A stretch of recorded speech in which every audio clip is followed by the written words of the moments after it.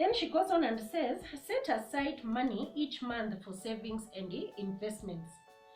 You cannot grow financially if you don't save and if you don't invest. You see, if you are always just very quick, whatever you get, you want to eat, you will never be financially secure. So we must learn to set aside, even if it is just 200 shillings per month, so that in case of emergency, at least you have somewhere to tap into.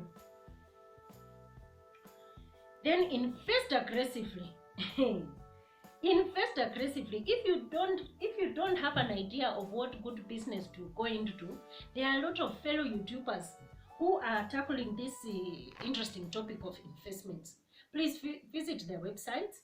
As I mentioned in the other video, you can visit Caro's website and Caro's YouTube videos. She's talking a lot about investments and how and where to do the investments, and they give you in-depth advice into which companies you can consider or what financial instruments to consider when you're doing the investments. Because a woman who is prudent in family finance is an asset to her husband, or an asset to her boyfriend, or an asset to herself. If you don't have a husband, you don't have a boyfriend, you're just there like myself, you are an asset to yourself. So you need to master the art of family finances. So what is God's plan for us in this Proverbs 31 with regard to family finance? For you to become a virtuous woman, you have to know money management. Money management, you must understand it.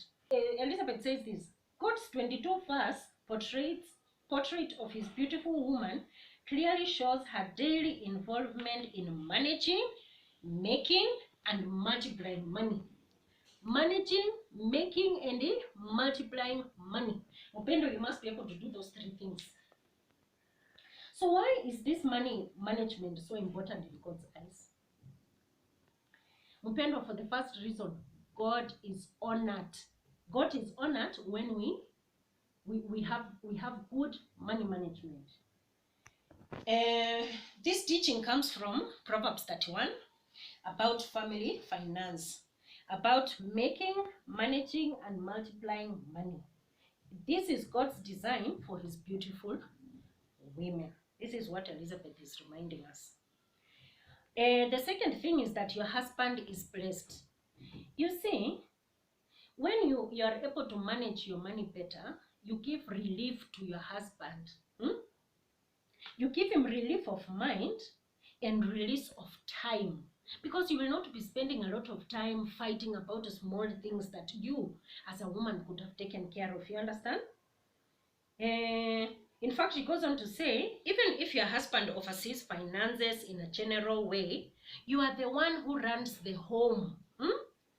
And therefore, you are the one who manages the money on a day-to-day basis. You are wewe ndio kusema. He might have the power of the pocket, but you are the one who is the manager. And managers are the most powerful and influential when it comes to decision making. So remember that. Remember that is a power that you have. Once the wallet has given you, you go ahead and you manage. So for instance, Elizabeth says, you can manage the food budget. You can save money by using coupons. You can shop wisely, as we discussed before.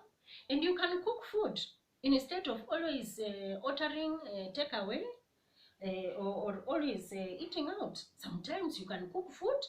Yeah, sometimes you can eat out. You have to find a balance. Your children actually benefit. You see, these children, they learn from what they see from us. If you're a parent that is always saving money and investing, most likely your children will also pick up that habit.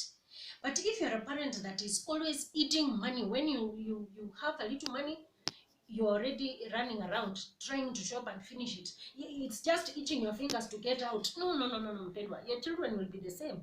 When they find even 20 shillings on the table, they will run out and start buying tam-tam and lollipops and the other things. But if it is a child that says, mommy always saves her money, Then when you give this child, even when the aunties or uncles, they give the child some money, maybe for performing well in school or a gift, or they've not seen them in a long time and they're feeling guilty, so they give him some money to pretend that they are good uncles and aunties. Then the child will run away and go and put the money in a piggy bank.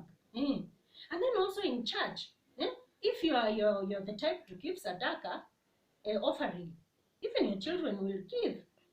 But if you go to church and you only give a child 10 shillings or 20 shillings to put in the basket of God, even when this child grows, that is what they will give.